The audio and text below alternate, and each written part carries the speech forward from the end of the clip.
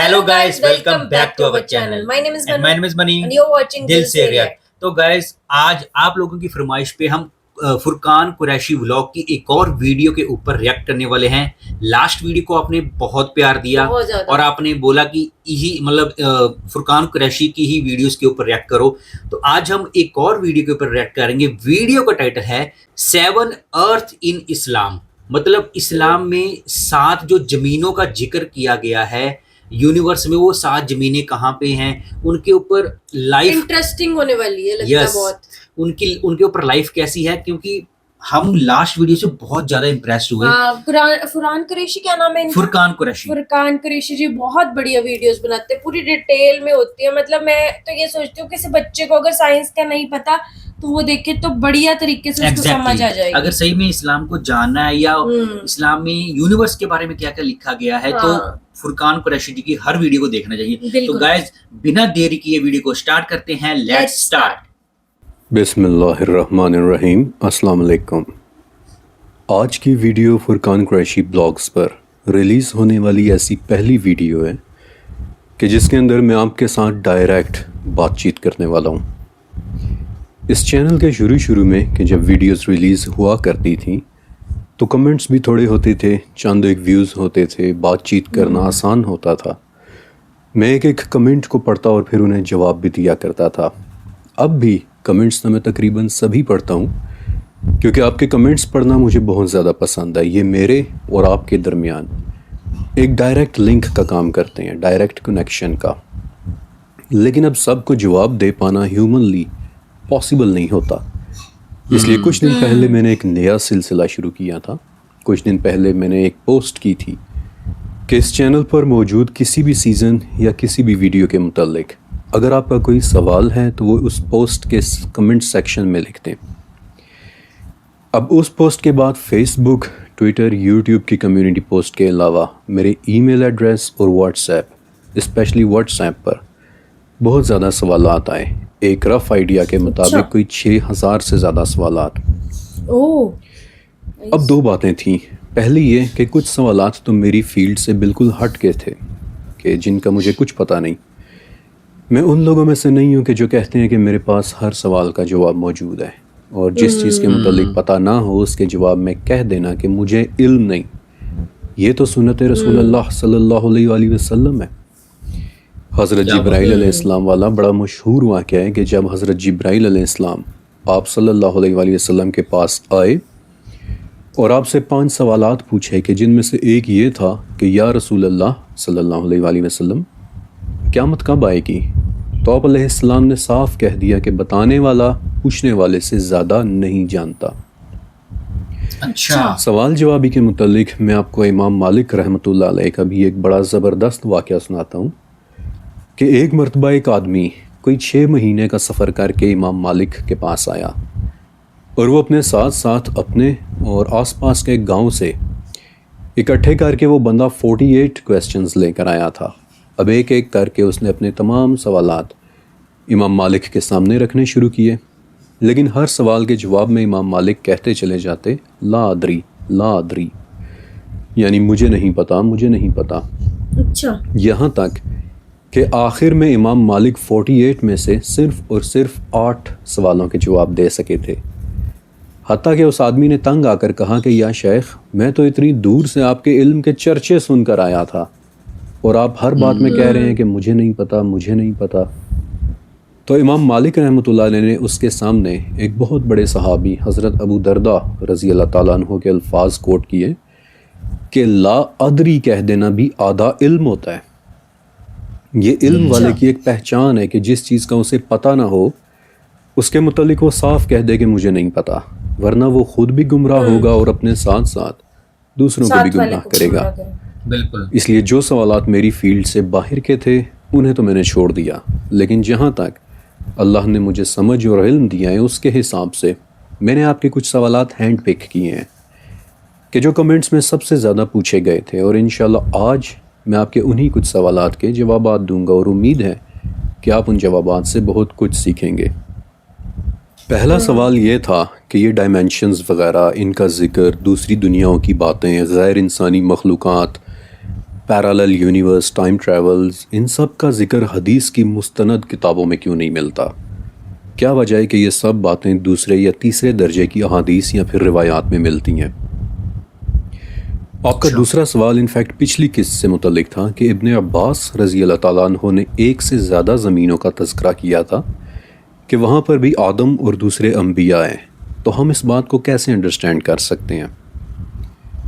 تیسرا سوال یہ تھا کہ پچھلی 2 سیریز کو میں نے اچانک سے ٹرمینیٹ کیوں کر دیا؟ ایسی کیا وجہ ہوئی تھی کہ میں نے دونوں سیزنز کی 14 قسطیں کبھی ریلیز ہی نہیں کی؟ چوتھا سوال بھی حضرت ابن عباس رضی اللہ تعالیٰ عنہ والی روایت کے متعلق تھا کہ جو چیز آسمان سے اتر رہی تھی وہ کیا تھی، کیونکہ قسط کے اندر میں نے اسے اتنا ایکسپلین نہیں کیا تھا۔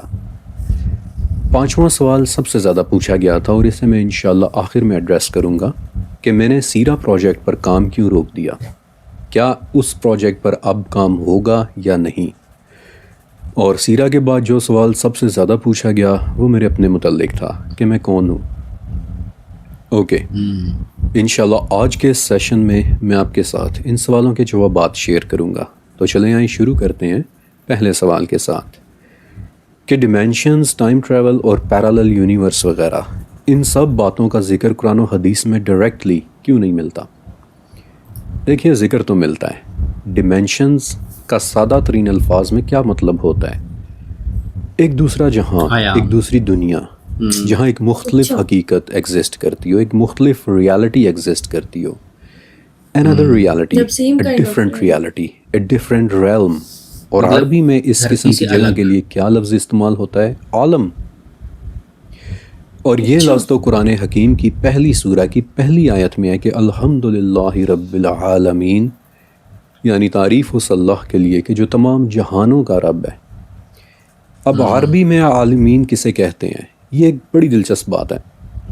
عالمین عالم کا پلورل یعنی جمع ہے، لیکن مزے کی بات یہ ہے کہ عالم خود بھی ایک پلورل ہی ہے، اس لفظ کا کوئی سنگولر ہے ہی نہیں۔ عالم کے لفظ کی مثال قوم کے لفظ کے جیسی ہے۔ قوم یعنی کہ ایک گروہ، ایک جماعت، ایک جنس، ایک نسل، ایک نژاد۔ عالم کا لفظ بذات خود ایک پلورل ہے، یعنی اللہ جن عالمین کا رب ہے وہ ایک نہیں بلکہ کئی ہیں۔ انسانوں کا عالم، جنات کا عالم، روحوں کا عالم، فرشتوں کا عالم، شیاطین کا عالم، اور اسے ہی ہم آج کی انگلش میں ادر ڈیمینشنز کہتے ہیں۔ کیسے؟ غور سے سنیے گا۔ سائنس کہتی ہے کہ ڈیمینشنز ہمارے ہر طرف موجود ہیں، ہم بس انہیں دیکھ نہیں پا رہے۔ دین کہتا ہے کہ جنات اور شیاطین ایک علیحدہ عالم ہے اور وہ ہمارے ہر طرف موجود ہے، اور سورہ اعراف کے مطابق وہ ہمیں وہاں سے دیکھتے ہیں کہ جہاں سے ہم انہیں نہیں دیکھ پا رہے۔ تو ڈیڈکٹیو لاجک یہ کہتی ہے کہ پھر یقیناً جنات اور شیاطین کسی اور ہائر ڈیمینشن میں موجود ہیں، اسی لیے تو وہ ہمیں دیکھ رہے ہیں اور ہم انہیں نہیں دیکھ پا رہے۔ ڈیمینشن اور عالم یہ دونوں تقریباً ایک ہی چیز کے دو نام ہیں، ایک انگلش میں اور دوسرا عربی میں، لیکن دونوں میں ایک فرق ضرور آتا ہے، وہ یہ کہ سائنس کہتی ہے کہ ڈیمینشن تقریباً 10 یا پھر 11 ہیں، جبکہ فرسٹ جنریشن مسلم اسکالرس، مسلمان علماء، یعنی کہ وہ لوگ کہ جو صحابہ کرام رضی اللہ تعالیٰ عنہم اجمعین یا پھر تابعین کے دور میں رہتے تھے، وہ کہتے ہیں کہ عالمین 10 یا 11 نہیں بلکہ 17 یا 18 ہزار ہیں۔ اللہ کی ذات کے علاوہ آسمان سے لے کر زمین تک ہر چیز کسی نہ کسی عالم میں ایگزسٹ کرتی ہے۔ حضرت ابن عباس رضی اللہ تعالیٰ عنہ، ابن مروان رحمۃ اللہ علیہ، ابو العالیہ رحمۃ اللہ علیہ، وہب بن منبہ رحمۃ اللہ علیہ، یہ لوگ بڑے بڑے صحابی، اسکالرز اور تابعین ہیں، اور ان سب لوگوں نے عالمین کی جو ڈیفینیشن کی ہے وہ یہ ہے کہ آسمان سے لے کر زمین تک 18,000 عالم ایگزسٹ کرتے ہیں، کہ جن میں سے ہماری دنیا صرف ایک عالم ہے۔ باقی 18,000 عالمین میں وہ مخلوقات رہتی ہیں کہ جن میں سے کچھ کے متعلق تو ہمیں پتہ ہے، لیکن زیادہ تر کے متعلق ہم جانتے بھی نہیں ہیں۔ اچھا، اب فرسٹ جنریشن اسکالرس کہتے ہیں کہ 18,000 عالمین ہیں، جبکہ سائنس کہتی ہے کہ ڈیمینشنز صرف 11 ہیں۔ تو ایسا کیوں؟ جب میں ڈیمینشنز کے متعلق اپنا ریسرچ ورک کر رہا تھا تو میں نے اس کی میتھمیٹکس دیکھی، اس کی ایکویشنز دیکھی، اور میں آپ کو صرف اتنا کہوں گا کہ 11ویں ڈیمینشن ڈیمانڈ کرتی ہے کہ اس میں ڈبل ٹائم ایگزسٹ کرتا ہو، یعنی کہ اس میں ایک نہیں بلکہ 2 ٹائمز ہوں گے، اس میں ماضی اور مستقبل ایک ساتھ چل رہے ہوں گے. This dimension is horrible to work with, اور اس لیول پر پہنچ کر ہماری میتھمیٹکس یعنی انسانی میتھمیٹکس ایک نائٹ میئر بن جاتی ہے. اور میتھمیٹکس کو تو چھوڑیں، میرا آپ سے ایک سمپل سا سوال ہے، ایک سادہ سا سوال ہے کہ کیا ہم ایک ایسے عالم کو امیجن کر سکتے ہیں کہ جہاں ماضی اور مستقبل ایک ساتھ چل رہے ہوں؟ ہم نہیں کر سکتے. ہمارا دماغ ایسی ایک جگہ کو پروسیس، اسے کمپریہینڈ کر ہی نہیں سکتا کہ جہاں 2 ٹائمز ایک ساتھ ایگزسٹ کرتے ہوں. لہٰذا ابھی تک ہم صرف 11 ڈیمینشنز کو انڈرسٹینڈ کر پا رہے ہیں، جبکہ صحابہ اور ان کے ساتھ کے بڑے بڑے عالم 18,000 ڈیمینشنز کی باتیں بتا رہے ہیں. لیکن حقیقت میں ڈیمینشنز یا عالمین ہیں کتنے؟ میرا دعویٰ ہے کہ یہ حقیقت سوائے اللہ کے اور کوئی بھی نہیں جانتا. کوئی نہیں اور جانتا. میرا یہ دعویٰ کیوں ہے؟ اس کی 2 وجوہات ہیں. ایک وجہ تو سورہ مدثر میں ہے کہ اللہ تعالیٰ نے جہاں خود فرما دیا ہے کہ میرے لشکروں کو سوائے میرے اور کوئی بھی نہیں جانتا. اور دوسری وجہ سورہ طٰہٰ کی 110ویں آیت ہے، 110th نمبر ورس، کہ جو ان کے آگے ہے اور جو ان کے پیچھے ہے اسے صرف اللہ جانتا ہے. مخلوق کا علم کبھی بھی اللہ کے علم کو نہیں احاطہ کر سکتا، نہیں پہچان سکتے. لہٰذا ہمارے آگے اور پیچھے اور دائیں اور بائیں موجود ان ڈیمینشنز میں، ان عالمین میں کون کون سی دنیائیں آباد ہیں، ان میں کون کون سی مخلوقات رہ رہی ہیں، ہم ایک حد تک تو سمجھ سکتے ہیں، انڈرسٹینڈ کر سکتے ہیں، لیکن مکمل طور پر انہیں صرف اللہ جانتا ہے. اب آپ کا یہ سوال کہ پھر احادیث میں ان کا اتنا تذکرہ کیوں نہیں آتا، تو آپ وہ دور بھی تو امیجن کریں کہ جب قرآن نازل ہو رہا تھا اس وقت سب سے زیادہ ضرورت کس چیز کی تھی؟ شریعت کی، انتظامی امور کی، قانون کی، ریگولیشنز کی، ایڈمنسٹریشن کی، لوگوں کو دین کے بیسک عقائد سکھانے کی، آس پاس کے علاقوں میں دعویٰ مشنز بھیجنے کی، دعویٰ ٹیمز بھیجنے کی، تاکہ انہیں اللہ کے نام سے آشنا کرایا جا سکے، شرک کو ختم کیا جا سکے. اس لیے آپ کو زیادہ تر حدیثیں اور روایات کس بارے میں ملیں گی؟ شریعت کے نفاذ کے بارے میں، کیونکہ اس وقت سب سے زیادہ ضرورت اس چیز کی تھی. ہاں، جب دین اسلام سٹیبل ہو گیا، دین اسلام ڈومیننٹ ہو گیا، غالب ہو گیا، تب آپ کو کئی صحابہ دوسری دنیاؤں اور ادر ڈیمینشنز کی باتیں کرتے دکھائی دیں گے. تب آپ یہ بھی دیکھیں گے کہ رومن رائل فیملی کے ممبرز حضرت ابن عباس رضی اللہ تعالیٰ عنہ کو خط لکھ کر کیا پوچھا کرتے تھے کہ پہلے آسمان میں داخل ہونے والے راستے کا نام کیا ہے. اور آگے سے ابن عباس رضی اللہ تعالیٰ عنہ نے کیا بتاتے ہیں کہ اس جگہ کا نام مجرہ ہے اور وہ ایک زندہ لیکوڈ ہے، سوچنے سمجھنے والا کوئی پانی ہے. اسی طرح حدیث میں بھی ایک آدمی کا ذکر ہے کہ جسے بچپن میں جنات اٹھا کر کسی اور جہاں میں لے گئے تھے، اور بعد میں جب وہ کسی طرح سے واپس آیا تو آ کر لوگوں کو جنات کی دنیا کی عجیب و غریب باتیں بتایا کرتا تھا. اور ایک رات نبی کریم صلی اللہ علیہ وآلہ وسلم بیٹھے اپنے گھر والوں کے ساتھ اس آدمی کے متعلق باتیں بھی کر رہے تھے. میں نے جن سیریز میں وہ واقعہ آپ کو سنایا بھی تھا، اور جب کبھی میں یہ واقعہ امیجن کرتا ہوں تو بڑا ہی پیار آتا ہے کہ کیسے نبی علیہ السلام رات کے وقت بیٹھے اپنے گھر والوں کے ساتھ یہ باتیں کر رہے ہوں گے، اور اس وقت موجود سب لوگ اپنی اپنی معلومات شیئر کر رہے ہوں گے. تو ان دنیاؤں کے متعلق آیات اور احادیث تو موجود ہیں، لیکن ظاہر ہے کہ کتابوں میں زیادہ ڈسکس وہی چیزیں ہوئی ہیں کہ جو عقائد، پریکٹیکل اور عملی زندگی کے متعلق ہوں. اب دوسرا سوال کہ حضرت ابن عباس رضی اللہ تعالیٰ عنہ نے جو 7 آسمان اور 7 زمینوں کا ذکر کیا تھا، اور سوال پوچھنے والے کو کہا تھا کہ بس اتنا جان لو کہ ہر زمین میں تمہارے نبی کی طرح کے نبی ہیں، تمہارے آدم کی طرح کے آدم ہیں، نوح کی طرح کے نوح ہیں، ابراہیم کی طرح کے ابراہیم ہیں، موسیٰ کی طرح کے موسیٰ ہیں، اور عیسیٰ کی طرح کے عیسیٰ ہیں. لیکن اگر اس سے زیادہ میں نے تمہیں بتایا تو تم مانو گے ہی نہیں، اور نہ ماننا کفر جاننا ہے.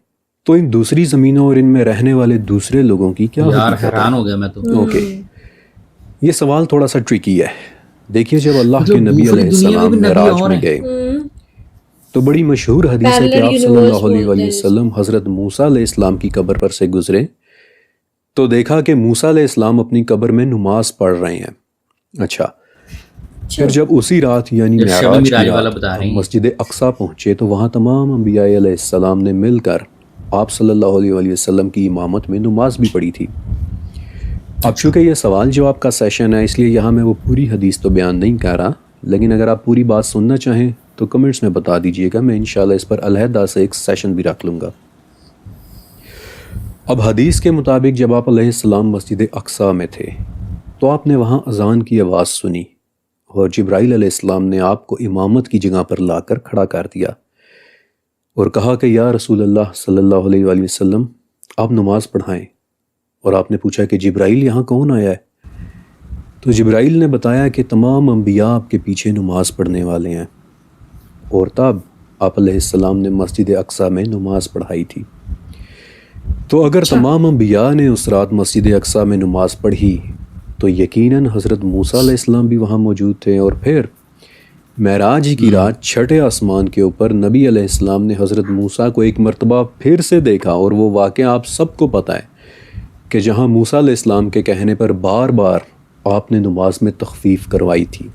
تو غور کریں، just imagine, just think for a moment کہ ایک ہی رات میں حضرت موسیٰ علیہ السلام کے 3 ورژنز تو آپ صلی اللہ علیہ وسلم نے خود دیکھے تھے، ایک قبر میں، ایک مسجد اقصیٰ میں، اور ایک چھٹے آسمان میں۔ تو ایٹ دا سیم ٹائم 3 مختلف جگہ پر ایگزسٹ کرنے والے موسیٰ علیہ السلام کا تو ہمیں حدیث سے بھی پتہ چل جاتا ہے، اور سائنٹیفکلی ہمارے پاس اس فینومینا کی صرف ایک ایکسپلینیشن ہے۔ وہ کیا؟ ابن عباس والی بات ہے کہ اگر میں بتا دوں تو آپ مانیں گے ہی نہیں۔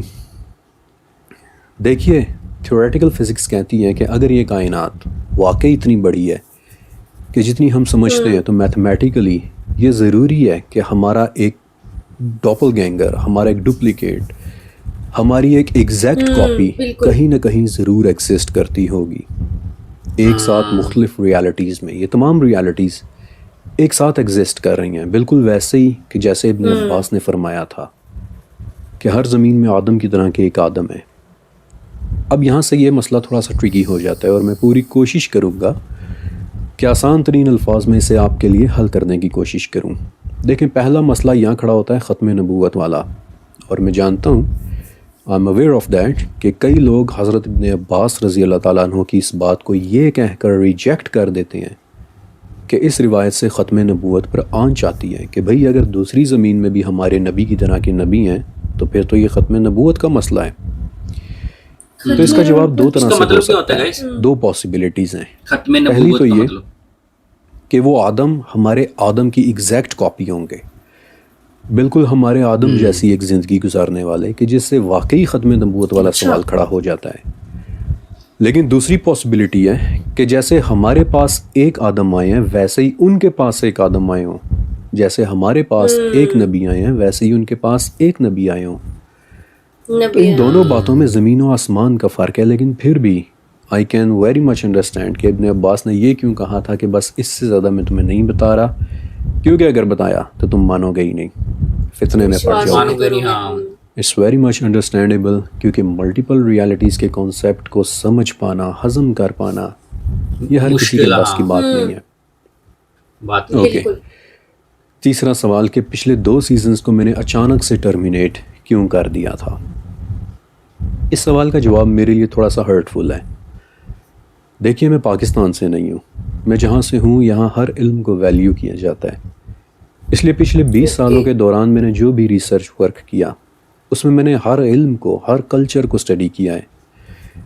لیکن اللہ کے فضل و کرم سے الحمدللہ میں ایک مسلمان ہوں، اس لیے میری کوشش ہوتی ہے کہ جن جن کلچرز اور جن جن علوم کو بھی میں اسٹڈی کروں، ان کی پوری طاقت کا استعمال کرتے ہوئے میں اپنے رب کی بڑائی اور اس کی عظمت بیان کروں، اس کی بنائی ہوئی مخلوقات، اس کی ڈیزائن کی ہوئی دنیا اور اس کی تاریخ بیان کروں کہ دیکھو میرا رب کتنا عظیم ہے، میرا رب کتنا بہترین ڈیزائن کرنے والا ہے۔ میرا ریسرچ ورک ایسا ہو کہ جس میں صرف جذباتی باتیں نہ ہوں، بلکہ پوری دنیا سے اکٹھی کی گئی پریکٹیکل ایگزامپلز ہوں، مثالیں ہوں، تاکہ نہ صرف ہم اپنے رب کو پہچان سکیں بلکہ ان ایگزامپلز کے ذریعے میں آپ کو ایک مین آف کلچر بناؤں، یعنی کہ وہ لوگ کہ جو ہر موضوع پر گفتگو کر سکتے ہیں۔ اور اس چینل کو، اس سفر کو شروع کرنے کے پیچھے صرف اور صرف میری علم کے ساتھ محبت تھی، دل سے کیا گیا کام, اچھا. محبت دکھ اور رہے ہیں. محنت بڑھیا سے ویسے لکھی گئی مطلب. سیریز. انیشیٹو ہے ان کا. لیکن جب سے دوسرا سیزن یعنی حیرت کے دروازے ریلیز ہونا شروع ہوا تھا, مجھے اسی وقت اندازہ ہونے لگ گیا تھا کہ کچھ نہ کچھ گڑبڑ ضرور ہے. مثلاً حیرت کے دروازے میں ایک قسط تھی کہ جس میں نے ڈریگنز کا ذکر کیا تھا, تو وہاں سے کمنٹس آنا شروع ہو گئے کہ فرقان صاحب یہ دیو مالائی داستانیں سنانا بند کریں. حالانکہ ایک ڈریگن لائک کریچر کا ذکر اسلامک لٹریچر میں اگر نہ ہوتا تو کبھی بھی میں اس پر ایک پوری قسط نہ بناتا کہ اس چیز کی کیا ریالٹی ہے. اسلامی روایات میں بھی آپ کو آدم علیہ السلام کے وقت میں موجود ایک ایسے سانپ کا ذکر ملتا ہے کہ جو اڑا کرتا تھا اور اس کی ٹانگیں بھی تھیں, یعنی کہ ایک ڈریگن لائک کریچر. پھر جہنم کے کناروں پر موجود ایسے اژدہوں کا ذکر ملتا ہے, ایسے بڑے بڑے اژدہوں کا کہ جو بھاگتے اور دوڑتے ہیں اور آگ سے تعلق رکھتے ہیں. لیکن بہت سارے لوگوں نے کہنا شروع کر دیا کہ یہ دیو مالائی داستانیں ہیں, فکشن ہے, وغیرہ وغیرہ. خیر میں نے نوٹس نہیں لیا اور سیریز کو پورا کیا. لیکن ذوالقرنین سیریز میں ایک مرتبہ پھر سے یہی ہوا. وہ سیزن شروع کرنے سے پہلے میں نے ایک بات نوٹس کی تھی کہ ذوالقرنین کے سفر پر تو ہر کوئی ڈسکشن کرتا ہے, لیکن ذوالقرنین کی آئیڈینٹی پر صرف سرسری سی بات ہوتی ہے کہ وہ شاید 100 پرسن ہوں گے, لیکن ایک گہری ریسرچ کے ساتھ کوئی بھی شخص بات نہیں کر رہا. تو میں نے پوری دنیا کے کلچر سے ان کے متعلق معلومات اکٹھی کی کہ کہاں کہاں ایک ایسے شخص کے ٹریسز ملتے ہیں کہ جو ذوالقرنین کی ڈسکرپشن پر فٹ اترتے ہیں. اور آپ کو یاد ہوگا کہ اسٹریٹ آف ملاکا سے لے کر پیرامڈز آف ایجپٹ تک میں نے آپ کو ذوالقرنین کے ٹریسز دکھائے تھے کہ وہ اس دنیا میں کہاں کہاں گئے ہو سکتے ہیں. لیکن پھر کمنٹ سے میں نے محسوس کیا کہ تمام ویورز اتنا ان ڈیپتھ جانا پسند نہیں کرتے. 2 خواتین, ان کے کمنٹس مجھے آج بھی یاد ہیں. ان میں سے ایک خاتون نے کہا تھا کہ ہمیں کیا لگے کہ ذوالقرنین کون تھے, بس ہمیں اتنا بتائیں کہ انہوں نے کہاں پر پورٹل کھولی تھی. اور دوسری خاتون نے مجھے واٹس ایپ پر میسیج کیا تھا کہ بھئی مجھے اتنا گہرائی میں جانے کی ضرورت نہیں ہے, مجھے کیا لگے کہ ذوالقرنین کون تھے, آپ بس اس سیریز کو جلدی سے مکمل کر کے فلاں ٹاپک شروع کر دیں. پھر پچھلے سیزن یعنی ایز ابو سو بلو کے اندر آپ کو یاد ہے کہ میں نے ایمیزون کے جنگلوں میں رہنے والی ایک لڑکی لاما لنشے کا واقعہ سنایا تھا کہ کیسے اس نے کورٹیز کو, ہرنین کورٹیز کو سونے سے بنے ہوئے ایک شہر کی داستان سنائی تھی کہ جسے سن کر کورٹیز نے ایزٹیک ایمپائر پر حملہ کیا اور اسے تباہ و برباد کر کے رکھ دیا تھا. اور یہ واقعہ سنانے کا مقصد آپ کو یہ بتانا تھا کہ فرات میں سے نکلنے والے سونے کے پہاڑ پر لڑائی جیسی اگزامپلز پہلے بھی ہو چکی ہیں اور اب ایک مرتبہ پھر ہوں گی. لیکن ایک بار پھر سے کمنٹس اور میسیجز آنے لگے کہ بھئی لاما لنشے کے متعلق قبر میں سوال نہیں ہونا. مجھے کیا لگے کہ لاما لنشے کون تھی, بھئی میں نے تو ویڈیو ہی تنگ آ کر بند کر دی, میں بور ہو گیا, میں نے اسکپ کر دی. اب حالانکہ وہ ایک بڑا دلچسپ اور انٹرسٹنگ واقعہ تھا, لیکن ویورز یہ ریاکشن دے رہے تھے اور اس طرح کمنٹس نے پھر دونوں سیریز کے تابوتوں میں کیل ٹھوکنے والا کام کر دیا. اور میں نے سوچا کہ میں دن رات محنت کر کے پوری دنیا سے ریئل لائف ایگزامپلز اور دلچسپ واقعات لا کر سنا رہا ہوں, لیکن یہ سننا ہی نہیں چاہ رہے. اور آپ کو پتہ ہے کہ جو کام دل اور محبت سے کیا جائے اس پر کی گئی تنقید بھی سیدھا دل پر اثر کرتی ہے. اس لیے ذوالقرنین اور ایز ابو سو بلو دونوں سیریز کو میں نے آدھے میں ہی ٹرمینیٹ کر دیا, حالانکہ ان میں اور بھی بہت کچھ تھا. میں نے یاجوج و ماجوج کے حوالے سے ملنے والی انفارمیشن پر ان کی پوری ایک دنیا کا نقشہ کریٹ کیا تھا کہ جن میں ان کے میٹنگ سیزن تک کے متعلق انفارمیشن تھی کہ ان کا میٹنگ سیزن کب شروع ہوتا ہے, اس دوران وہ کتنے ایگریسو ہو جاتے ہیں, انہیں دنیا کے کن کن کلچرز میں دیکھا گیا ہے. یا پھر ایز ابو سو بلو کہ جہاں ہماری دنیا کی بہت ساری باتیں ڈسکس ہوئی تھیں, لیکن سیم ریاکشن کہ بھائی قبر میں اس کے متعلق سوال نہیں ہونا. تو اس کے بعد میں نے دونوں سیزنز کو ٹرمینیٹ کر دیا کہ ٹھیک ہے کہ اگر کوئی نہیں جاننا چاہتا یا نہیں سننا چاہتا تو میں کیوں زبردستی سنائے جا رہا ہوں. یقین کریں کہ میں آپ لوگوں سے بہت پیار کرتا ہوں, میں آپ کو اپنی فیملی کنسیڈر کرتا ہوں, لیکن میرا یہ کام, میری یہ محنت, اسے میں نے 20 سال لگا کر دن رات کی محنت سے لکھا ہے, کمپائل کیا ہے. اور اگر کوئی اسے نہیں لینا چاہتا تو میں کبھی زبردستی نہیں کروں گا. علم زبردستی نہیں سکھایا جا سکتا, اسے سیکھنے کے لیے بھی محبت چاہیے ہوتی ہے, شوق چاہیے ہوتا ہے. اوکے, اب سب سے اہم سوال سیرہ کے متعلق. اس وقت میرے چینل پر شاید 109 ویڈیوز موجود ہیں. دیکھیے میرا چینل بہت بڑا چینل نہیں ہے, یہ ایک چھوٹا سا چینل ہے اور نہ ہی کوئی اس کی اتنی ویورشپ ہے. لیکن اس کی 2 باتوں پر الحمدللہ مجھے بہت زیادہ فخر ہے. ایک تو یہ کہ میں آپ کے ساتھ بذات خود کنیکٹڈ ہوتا ہوں. میری کوئی ٹیم نہیں ہے, میں خود پوسٹ کرتا ہوں, میں خود ایک ایک لفظ لکھتا ہوں, ہم باتیں کرتے ہیں, میں پوسٹ کرتا ہوں, آپ کمنٹس کرتے ہیں, ہم جواب دیتے ہیں, میں آپ کے جوابات پڑھتا ہوں, اور اس طرح میرے اور آپ کے درمیان ایک ریلیشن شپ ڈیولپ ہو جاتا ہے. یہ مجھے بہت پسند ہے. ہم ایک فیملی کی طرح ہیں. بہت کم چینلز ہیں کہ جو اپنی آڈینس کے ساتھ اس طرح کی محبت رکھتے ہیں اور ان کی آڈینس ان کے ساتھ اس طرح سے محبت کرتی ہے. زیادہ تر چینلز کے لیے یوٹیوب صرف پیسے کمانے کا ایک پلیٹ فارم ہے جہاں سے وہ اچھے پیسے کما رہے ہیں. موسٹلی مجھے تو پیسے بھی اتنے نہیں ملتے, لیکن پھر بھی میں اور آپ یہاں اللہ کی محبت میں ایک دوسرے کے ساتھ کنیکٹڈ ہوتے ہیں. دوسری چیز کہ بہت کم چینلز ہیں کہ جو ریفرنسز کے ساتھ اپنی بات کرتے ہیں. یہ بات میں بھی جانتا ہوں اور آپ بھی جانتے ہیں کہ زیادہ تر چینلز صرف بات کر کے چلے جاتے ہیں. مثلا کوئی حدیث تو بیان کر دی, لیکن نہ اس کا کوئی ریفرنس دیا اور نہ ہی اس کی اوتھینٹسٹی کے متعلق کوئی بات کی. لیکن اس چینل پر, فرقان قریشی بلاگز پر, آپ جو بھی بات سنیں گے اس کا ریفرنس ساتھ ضرور دیکھیں گے کہ یہ بات یا یہ حدیث فلاں جگہ پر لکھی ہوئی ہے. اور الحمدللہ آج تک میں نے آپ کو کوئی ضعیف حدیث نہیں سنائی. صرف 2 روایات ایسی سنائی ہیں کہ جن کی صحت میں کلام ہے, اور وہ بھی میں نے اسی وقت آپ کو بتا دیا تھا کہ ان روایات کے متعلق کلام ہے. لیکن سوائے ان 2 روایات کے ہمیشہ بڑی ہی ذمہ داری کے ساتھ میں نے آپ کو صرف اور صرف صحیح حدیثیں اور سچے ریفرنسز دی ہیں. مثلا ایک مرتبہ میں نے آپ کو ابن عباس رضی اللہ تعالیٰ عنہ کا وہ واقعہ سنایا تھا کہ جس میں انہوں نے ایک آدمی کا بتایا کہ وہ رسول اللہ صلی اللہ علیہ وآلہ وسلم کے پاس آیا اور کہا کہ یا رسول اللہ, میں نے آسمان سے ایک عجیب سی چیز اترتے دیکھی ہے, اور وہ کوئی پرندہ نہیں تھی. اب میں نے آپ کو یہ واقعہ سنانا تھا, اور مجھے یہ بھی پتا تھا کہ آڈینس اس کے متعلق ضرور پوچھے گی کہ یہ کہاں لکھا ہوا ہے, اور مجھے یقین تھا کہ یہ واقعہ میں نے کسی مستند کتاب میں پڑھا تھا, لیکن یہ یاد نہیں آ رہا تھا کہ کس کتاب میں. تاہم ریفرنس پرووائڈ کرنے کی ذمہ داری کا مجھے پورا احساس تھا, اور خدا گواہ ہے, اللہ اس بات کا گواہ ہے کہ 9.5 گھنٹے لگا کر میں نے اس روایت کا ریفرنس ڈھونڈا تھا کہ کوئی یہ نہ کہے کہ فرقان قریشی اپنی طرف سے باتیں بناتا ہے. 6 گھنٹے ایک دن لگے تھے اور 3.5 گھنٹے اگلے دن لگے تھے, تب کہیں جا کر مجھے اس روایت کا ریفرنس مل سکا تھا. اب اتنی ذمہ داری کے ساتھ کام کرنے کے باوجود میں نے دیکھا کہ سیرہ تو انتہائی سینسٹیو ٹاپک ثابت ہو رہا ہے. چلو یہ تو پھر بھی کسی دوسرے درجے کی کتاب کی روایت ہے, لیکن میں چاہے صحیح بخاری اور صحیح مسلم کی حدیثیں لا کر سنا دوں, تب بھی کچھ ویورز آؤٹ رائٹ ریجیکٹ کر دیتے ہیں, آؤٹ رائٹ کہہ دیتے ہیں کہ میں نہیں مانتا, یہ جھوٹی روایات ہیں. میں آپ کو ایک بڑی مزے کی بات بتاتا ہوں. ایک مرتبہ میں نے ٹویٹر پر ایک حدیث میں آنے والا ایک واقعہ پوسٹ کیا. جوابات میں کمنٹس میں ایک صاحب آئے, مجھے برا بھلا کہا اور کہتے ہیں کہ ریفرنس دو. میں نے 1 نہیں 2 نہیں بلکہ اس حدیث کے مختلف طرق سے 6 ریفرنسز دے دیے. 10 منٹس بعد ان کا پھر سے ایک رپلائی آیا کہ جس میں انہوں نے لکھا ہوا تھا کہ تو لوگوں کو مرفوع حدیثیں سنا رہے ہیں, یعنی کہ تم لوگوں کو مرفوع حدیثیں سنا رہے ہو. اب یہ رپلائی پڑھ کر پہلے تو میں حیران ہوا, اور پھر میں بڑی زور سے ہنسا, کیونکہ تب مجھے سمجھ لگی کہ یہ ایکچولی ہوا کیا ہے. ہوا یہ تھا کہ اس شخص نے حدیث پڑھی, میری ٹویٹ پڑھی, اس نے گوگل کیا اور آگے سے کہیں اسے لکھا ہوا ملا کہ یہ مرفوع حدیث ہے, اور وہ سمجھا کہ شاید مرفوع کا مطلب ہوتا ہے غلط حدیث.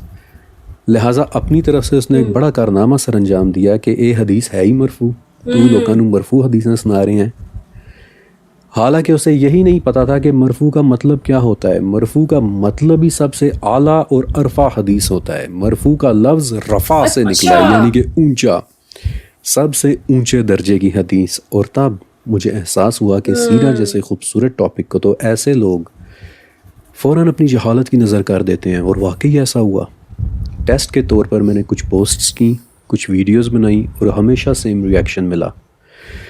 ہمیشہ بدتمیزی شروع ہو جاتی, لوگ گالم گلوچ کرنے لگ جاتے, میرے پیارے نبی صلی اللہ علیہ وآلہ وسلم کی باتوں کو جھوٹا اور من گھڑت اور پتہ نہیں کیا کیا کہنے لگ جاتے. میں تو وہ الفاظ بھی یہاں ریپیٹ نہیں کرنا چاہتا.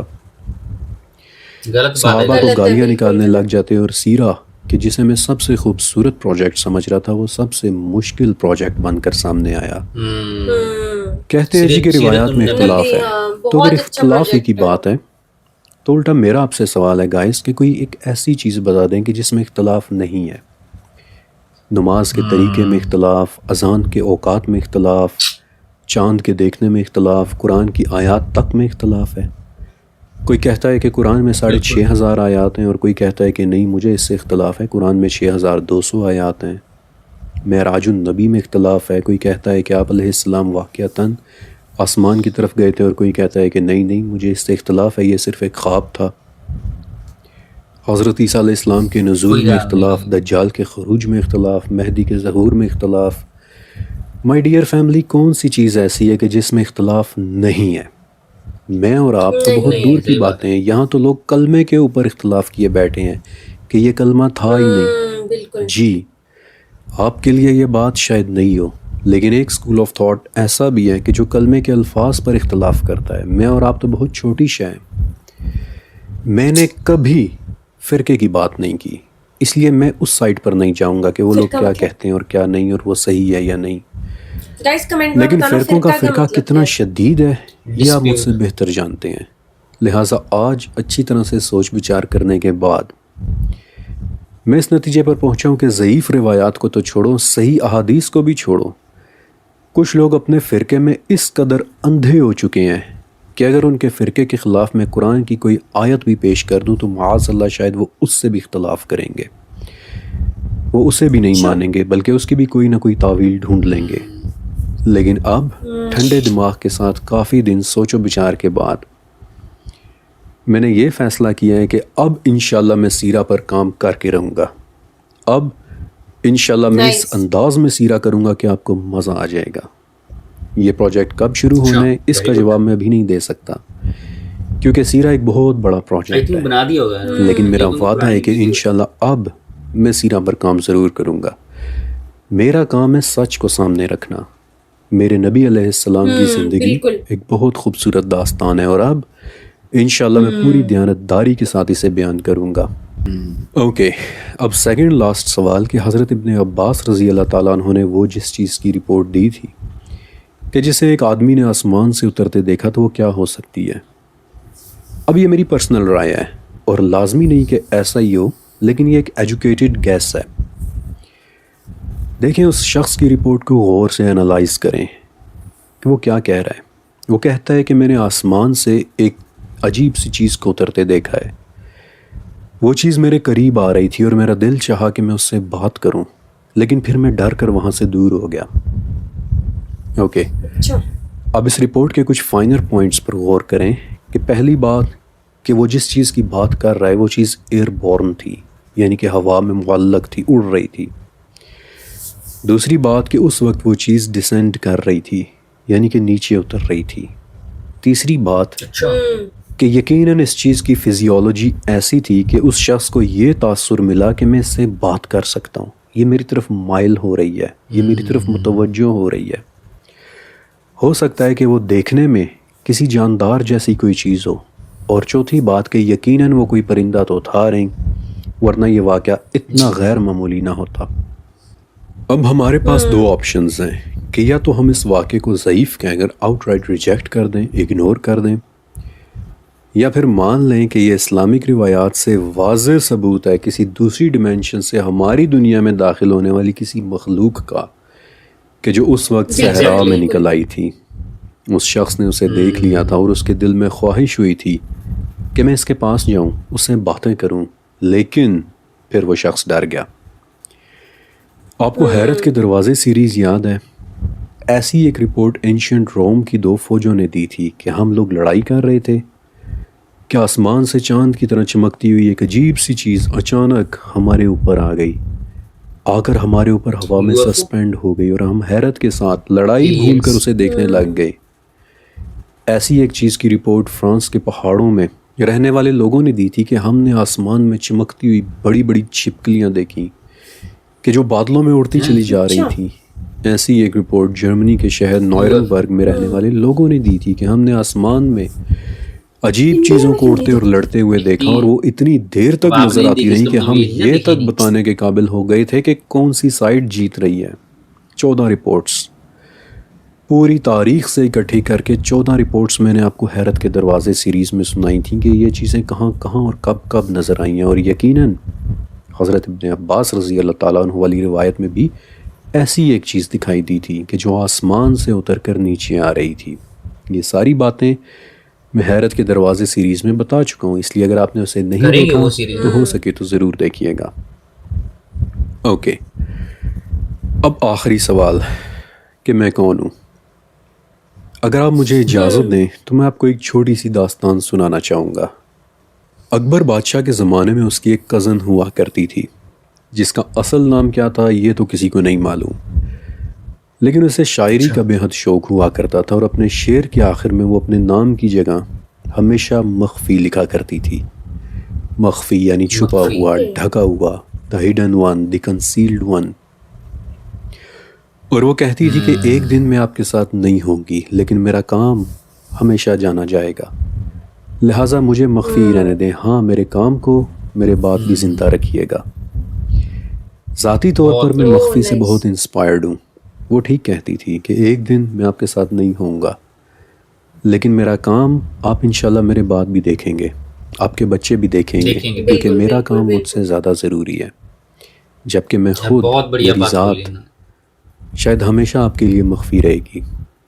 آج کی یہ کیس انشاءاللہ یہیں تک. گائز ایک بار پھر سے فرقان قریشی جی نے بہت ہی ڈیٹیل میں بتایا. آج پیرلل یونیورس کے بارے میں بہت اچھے سے بتایا انہوں نے. آج ہمیں یہ پتہ چلا کہ ہم جس دنیا میں رہتے ہیں نا وہ ایک الگ ڈائمینشن ہے, لیکن ہمارے سے اوپر جتنے بھی پلینٹس ہیں یا یونیورس ہے ان کا ڈائمینشن الگ ہے.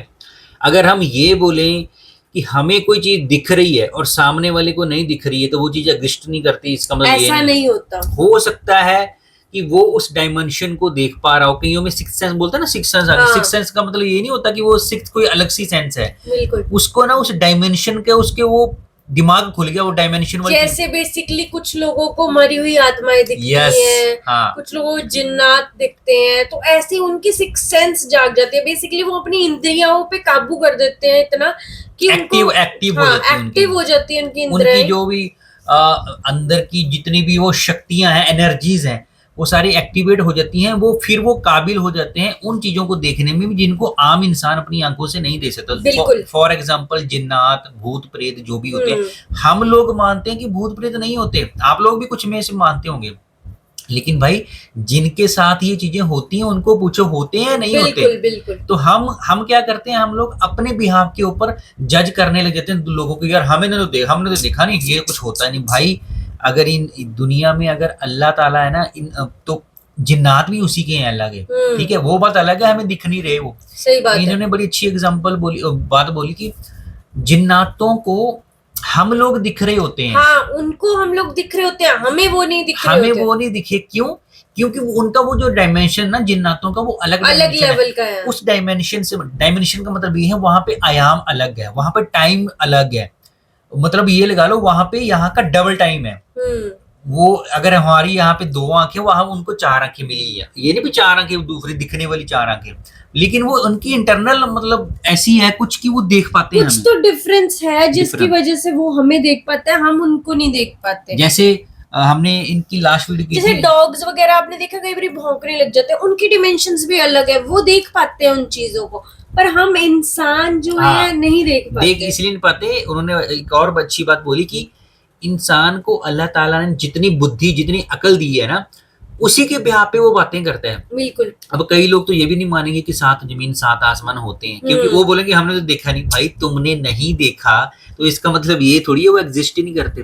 جیسے انہوں نے ویڈیو میں بھی بولا کہ آپ نے UFO نہیں دیکھا, دیٹ ڈزنٹ مین کہ انڈیا میں ہوتے نہیں ہیں وہ. ایگزیکٹلی. تو مجھے ہاں obviously میں نے نہیں دیکھا تو میں نے یہ پوچھا کہ انڈیا میں کیوں نہیں دکھتے. بالکل, کیونکہ نیوز میں بھی بہت کم آتا ہے. ایکچولی یہ جنرل نالج کم رکھتے ہیں, کیونکہ میں ان چیزوں کے بارے میں ریسرچ کرتا رہتا ہوں. انڈیا میں بھی کافی جگہ UFOs دکھے ہیں, لیکن انڈیا کے لوگ کھل کے ان چیزوں کے اوپر بات نہیں کرتے, کیونکہ انڈیا میں نا بہت سارے مذہب ہیں, ٹھیک ہے.